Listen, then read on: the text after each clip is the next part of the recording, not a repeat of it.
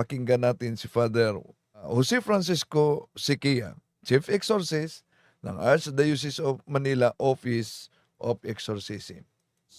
Pag kayo ay tinukso, agad-agad labanan ninyo. Don't wait habang tumatagal. Okay? Kasi habang tumatagal, lumalakas ang tukso. Kapag may pumasok dyan na isang negative na thought, wala kang saysay sa buhay, wala kang, okay, you are worthless. Immediately rebuke that. Okay? That is coming from the devil. That is not coming from the Lord. Automatic yan. Okay? So remove that, because if you feed on that, little by little, you will start to experience, okay, the effects of listening to the devil. Okay? Babagsak ka sa napakaraming mga problema. So check your thought life also. Always be aware what you are thinking, because many times, akala natin galing yung ideya na yan mula sa ating utak, pero hindi natin alam ito'y galing sa labas ng ating utak, ito'y galing sa demonyo. Don't assume that it is coming from your brain. If it is something negative, at galing parang it came out of the blue, wala kang ginagawa, nakupo ka lang, biglang may pumasok dyan na ideya. Sabi ni St. Ignatius, this is from the evil one. Okay? That is from the evil spirit. Just like kapag nakupo ka, tapos may inspirasyon na pumasok sa isipan mo, sabi ni St. Ignatius, that is from a good spirit. That is from the good angel. Okay? Don't forget to discipline your body so that you are not easily triggered by the devil. If you are easily triggered to anger, check on that. Okay? Okay? Discipline it, because if it is not disciplined, the devil will continue to trigger and trigger that weakness. For example, we can discipline our body through fasting, okay? Denying certain pleasures that one enjoys frequently, like maybe going to Starbucks, right? Remaining silent, gusto mo makipag-chismisan, okay? Instead of speaking when the issue is not important. So these are some ways we can discipline our emotions. Para kapag dumating na ang tunay na tukso, we have the strength to be able to say no.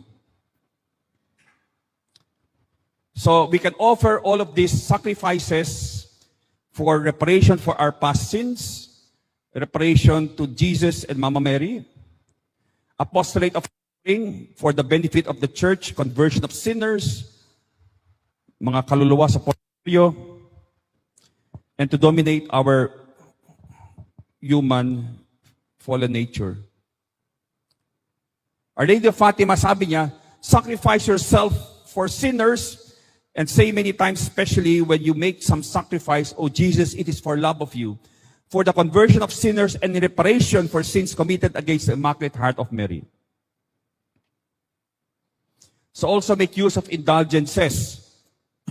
Sabi ni Saint Teresa of Avila kay Jesus, Lord, bakit itong madre na to, parang she's a simple sister. She was not really very holy. Bakit nung namatay siya, nakita kong ang kanyang kaluluwa ay agad-agad pumasok sa langit? Jesus told her, because she made a lot of use of indulgences a lot of times. Okay? So let us again study and make use of indulgences. Yung mga plenary indulgence, mga partial indulgence. Napaka-importante niyan.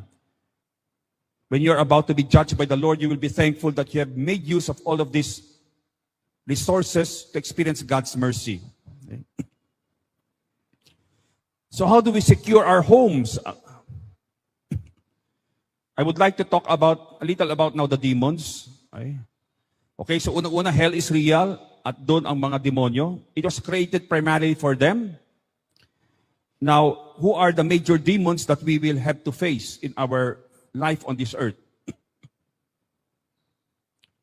Of those angels who had fallen from heaven, a third of them abide in hell. Yung pinakamatataas na mga demonyo ay nasa impyerno, doon sila tinapon.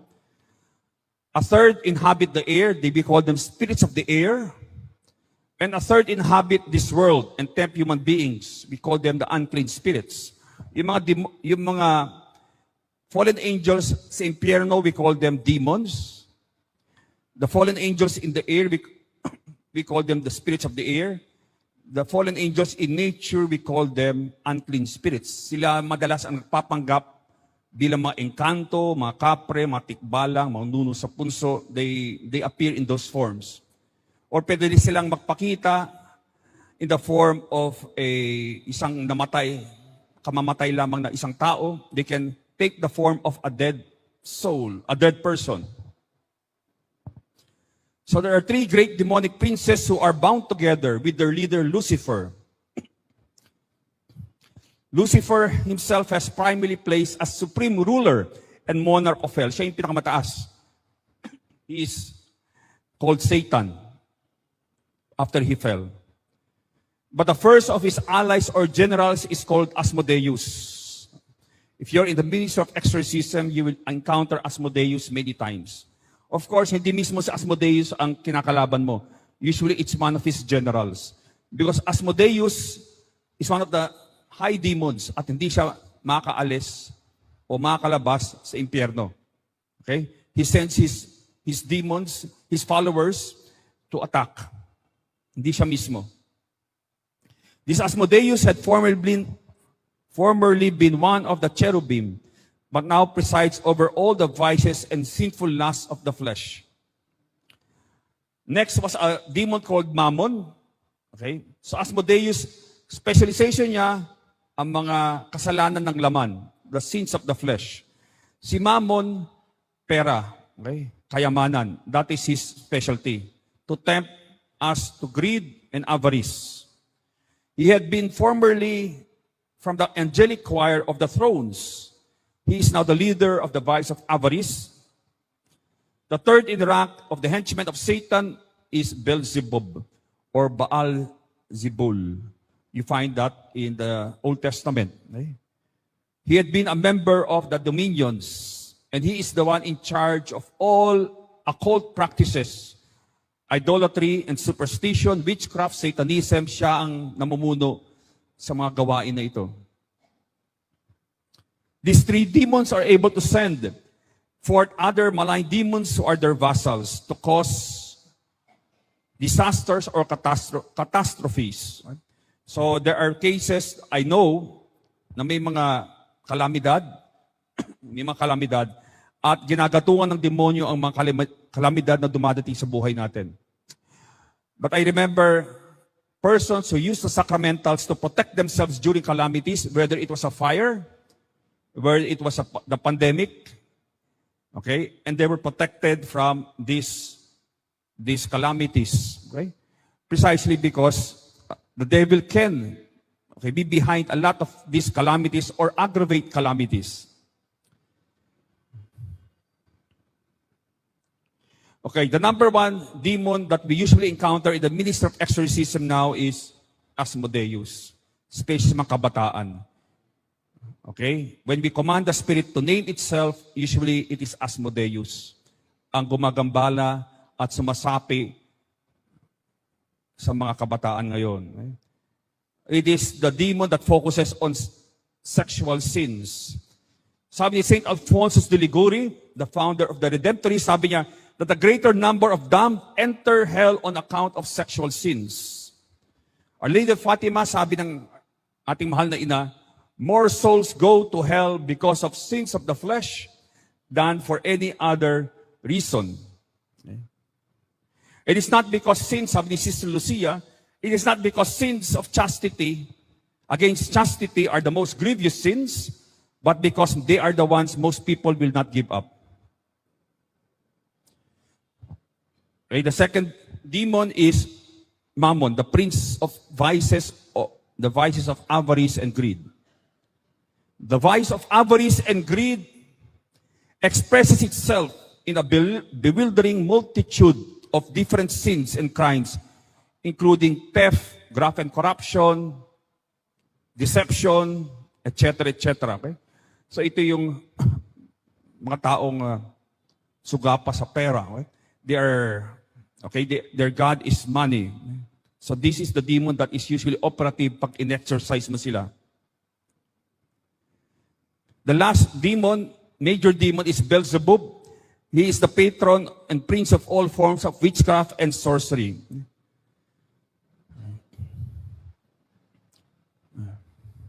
Okay. What do? Dito sa ating bansa, napakaraming ating mga pamahiin. Why? Because what does this particular demon, what does it do? Instead of relying on God alone, papasok ang demon at sasabihin niya, you know, God will not give you these things. Pumunta ka na lang sa occult practitioner na iyan. Di ka gagaling sa Diyos. Pumunta ka sa albularyo. Okay? Or the Lord will not guide you in your life. Pumunta ka sa manghuhula. Okay? For example, so you can see, itong mga occult practices is a sin against the first commandment because we are telling God that, Lord, hindi ka sapat sa buhay namin. I have to have my house feng shuied, for example, or have all these Buddhas in my house para mag-attract ng good luck or swerte. Okay, so you're actually telling the Lord, boom, Lord, I need these other powers, these other deities because He will not give me these things. Kaya nakakalungkot, there was this case that I had. Ayaw talaga niyang bitawan yung kanyang mga pamahiin, yung kanyang mga Buddhas, yung mga feng shui. Sabi ko, why don't you want to renounce them? Sabi niya, because, actually, it was not me, it was another priest. But sabi niya sa paring ito, because my spiritual blessings came from God, but all my financial blessings came from Buddha. Pwede ba yan? Di ba? Pwede ba yan? Imposible yan, di ba? Because Buddha is not a God. Okay? Remember, Buddha is simply a philosopher. Okay? The philosophy of Buddhism mixed with paganism in India and China, ginawa nilang Diyos si Buddha. But he never claimed he was God. Only Jesus Christ was the only person in history who claimed that he was God and was able to prove that he was God by resurrecting from the dead.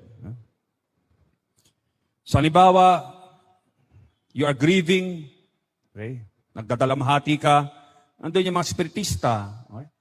Baka gusto mong kausapin yung asawa mo, okay? Yung kamamatay lamang, baka gusto mong kausapin siya. Okay? Baka may mensahe ka para sa kanya. So imagine, this person will now conjure the soul of your beloved spouse. Of course, demonyo yan. Because no one has the power to call a soul from heaven, hell, or purgatory. Pag may sakit ka, nandun yung mga faith healers, witch doctors, and energy and psychic healers. Pag nababalisa ka, nandun yung mga fortune tellers. Instead of using discernment, you go to fortune tellers to make a decision. Okay? You get victimized, naging biktima ka, nandun yung mga mambabara, mangkukulam para gumanti para sa'yo. Okay, you are lonely, there are the sorcerers who can teach you how to make gayuma. Okay? Kaya kapag palagi may taong nagbibigay palagi kayo ng chocolate cake, mag-ingat po kayo. Okay? All my cases, nagtaka nga ako noon because why would gayuma be always mixed with chocolate? At sabi ng isa, Father, because you cannot taste the gayuma, okay, pag with chocolate. Okay? So, be careful kapag marami. Kasi I had cases wherein pinapakain sila ng kain naman ng kain. Okay? Later, na-possess na. O, okay, parang naging obsessed na. Okay? Sa maling tao. Okay? Sa maling, to the wrong person. Okay? So, devil can attach the emotions and make you feel obsessed with a person. If you unfortunately eat a gayuma and you're not in the state of grace. Okay, so this was a vision given to a saint, Mary of Agreda. Nung natalo ang mga demonyo, nung si Jesus ay pinako sa krus, okay, the demons gathered together and planned how to destroy families. At ito ang narinig ni Venerable Agreda. Demons assign themselves to different tactics. Some charge themselves with perverting the inclinations of children at their conception and birth to attack their sexual identities. So even in the womb, you have already to pray for protection for your unborn child. Others to induce parents to be negligent in the education and instruction of their children. to cause hatred of parents among the children, and to create hatred between husbands and wives. So there are demons that are specializing in these attacks. So always maintain unity as a family.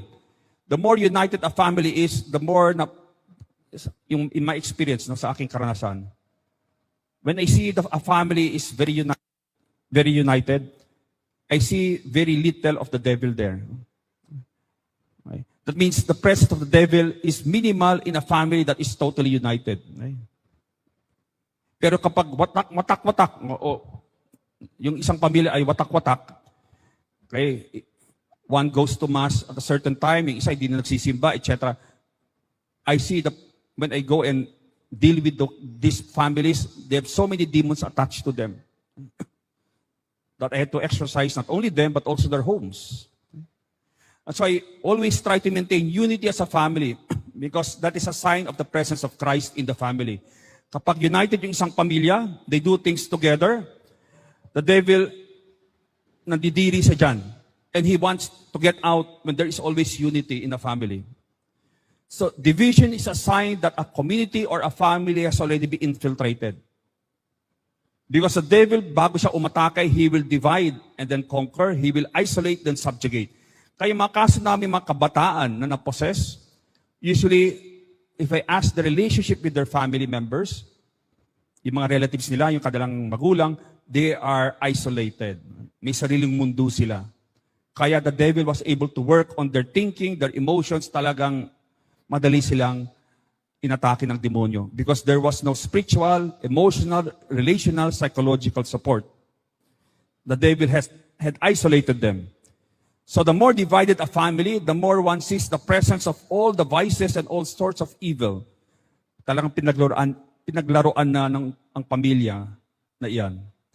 The more dysfunctional, emotionally, psychologically, and spiritually a family is, the more divided it is. The more a family is united in doing things like going to Mass, praying the Rosary, the more the presence of Christ is there. Because the Lord promised, where 2 or 3 are gathered in my name, I will be there. Kaya nakakalungkot kapag yung ina lamang o yung tatay lang ang nagdadasal. Okay? All the rest are atheists na. Okay? But 2 members of the family praying together, the presence of Christ immediately is there.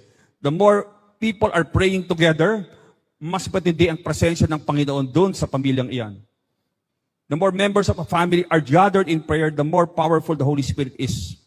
And the more powerful the presence of Christ is. And evil spirits sense that. Okay? Nandidiri sila at ayaw nila yung ganyang paligid kapag nandun sila sa loob ng tahanan na yan. Sabi ni Venerable Fulton Sheen, the diabolic comes from the Greek word to tear apart. The spirit of the diabolical is one that destroys unity, that breaks asunder. That's why the number one tactic now of the devil is to destroy marriage through divorce and all these other. Only God, it's God who joins, and only God can separate, and He will never separate. Okay? But He has joined. God doesn't change His mind. Okay? God doesn't change His mind. Okay? He will give you all the graces to be faithful to your commitment. Because when you enter the vocation of matrimony, automatically that is the way that the Lord has chosen for you and has validated that this is the way that you will become holy. You will never become holy with someone else anymore. So ganun rin, when I became a priest, when I got ordained, I cannot simply say, Lord, parang mahirap na. Puro kademonyo yung nangyayari sa akin. Di ba? Ang dami mga harassments. I can say, can I take a break? Can I leave the priesthood and find another life? Hindi pwede yun. Di ba? Love always makes a choice. It's not what you feel like. It is always a choice. And it is a choice that is committed to the end. So go as a family to the sacraments, the Mass, pray together. Unity is not simply the absence of conflict, hindi nagpapansinan, but the proper ordering of priority. Okay? That means you are living out the family values, the values of Christ. The family therefore becomes like an army difficult to defeat because of its united front. Be very watchful of this opening to the diabolical, highly charged negative emotions. They attract spirits that come in and they aggravate. Halimbawa, may matinding away sa loob ng isang tahanan. That attracts always evil spirits. That's why after a bad fight, use sacramentals like holy water around the place. Okay, so that whatever spirits have been attracted into the house will be expelled. Or else, kapag may mga pumasok sa inyong tahanan dahil may matinding away kayo, at may pumasok doon mga masamang spirito, your next fight will be even worse. Because ang mga demonyo ay gagatungan nila yung inyong mga hurt feelings, yung inyong mga sugat because of the original fight.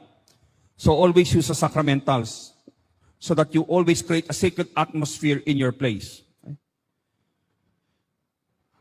Kaya nga most of the haunted houses na I exercise, I always ask, number one question is, how are you as a family? Usually, maraming away. No? Maraming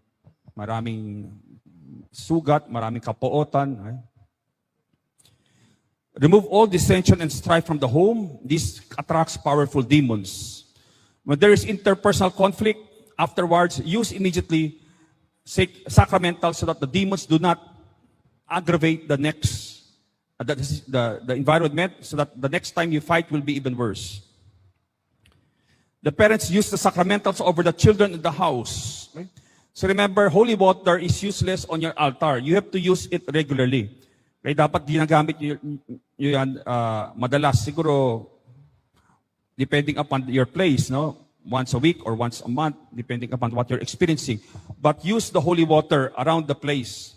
Don't leave it in the altar. It's useless there. Okay?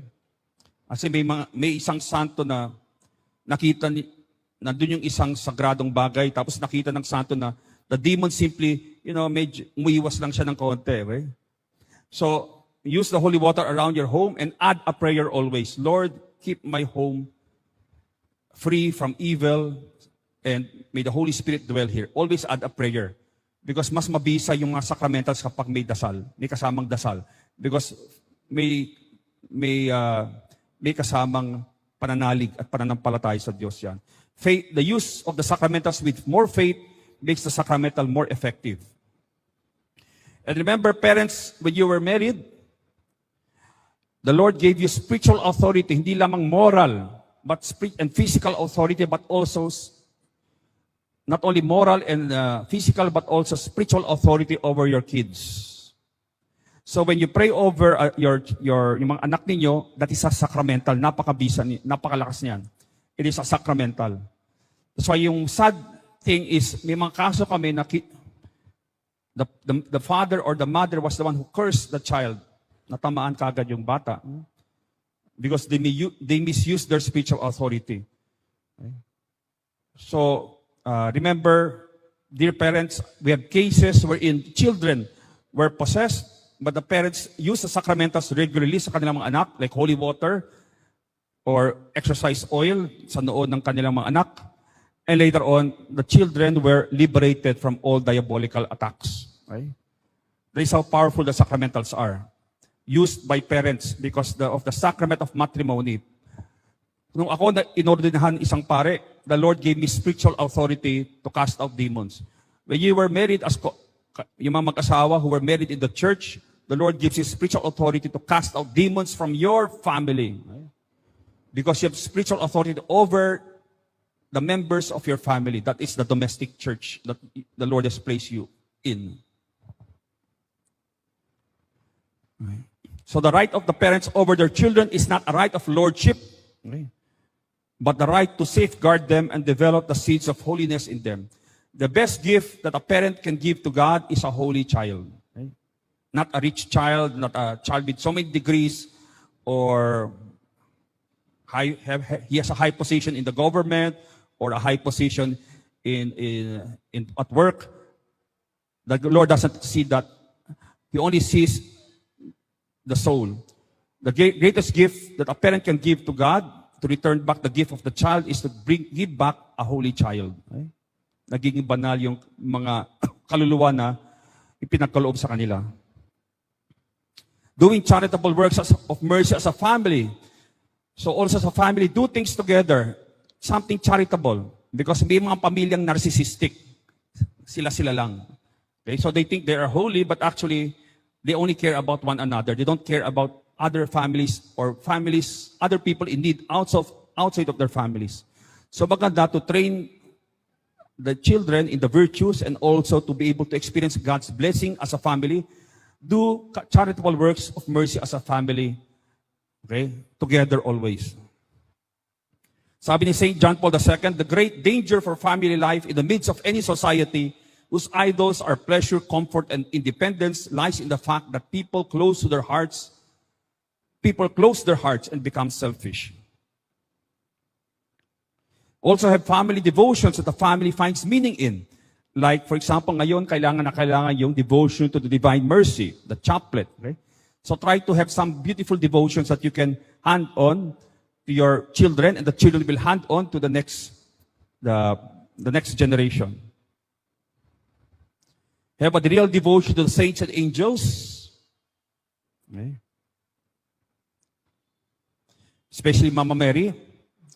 Of course, the most important thing, sacramentals in Mama Mary's armory are the three. First, of course, the rosary. Our Lady herself said to Padre Pio, with this weapon you will win. So it's a weapon against the evil one. That sometimes the saints would use it over the possessed, putting a big rosary around the neck of the possessed. When people say the rosary together, sabi ni St. Louis de Montfort, it is far more formidable to the devil than one said privately because it is an army that is attacking him.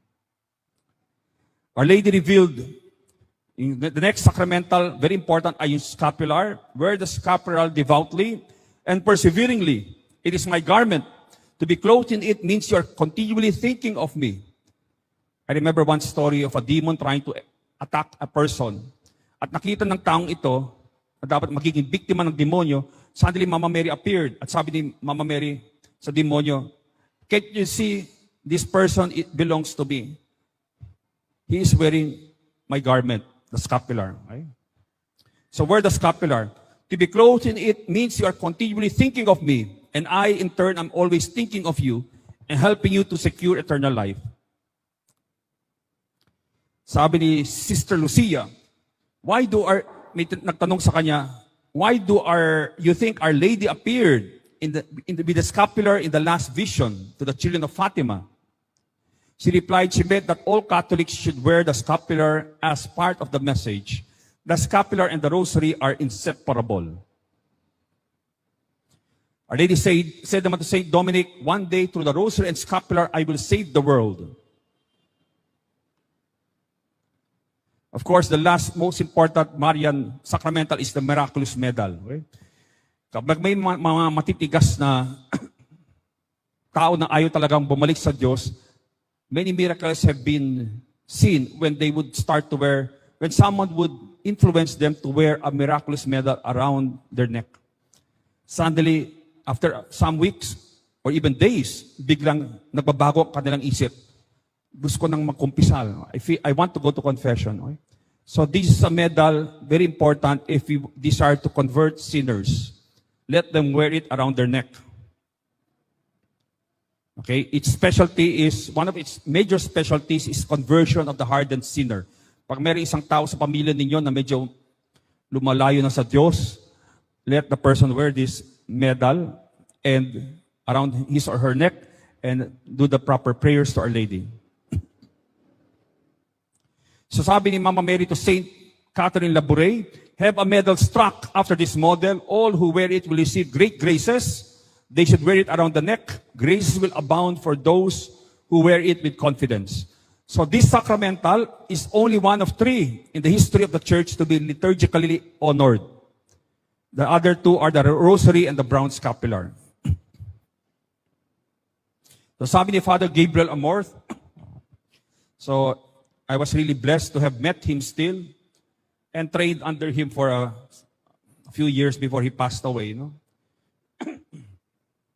I was still studying in Rome. I was just a new exorcist. That was 2001. I've been in the ministry already for 22 years. And it was not easy But he had been in the ministry much, much longer. No? At marami siyang mga real experiences of the diabolical bad cases. Tama talaga mga kapatid ang sinabi ni Father Jose Francisco Siquia. No? Makakatulong talaga ang scapular sacramental. Ito. At yung miraculous medal. So, dapat yung mga miyembro ng ating pamilya makasuot talaga ng scapular miraculous medal. Be ready to sacrifice for the conversion.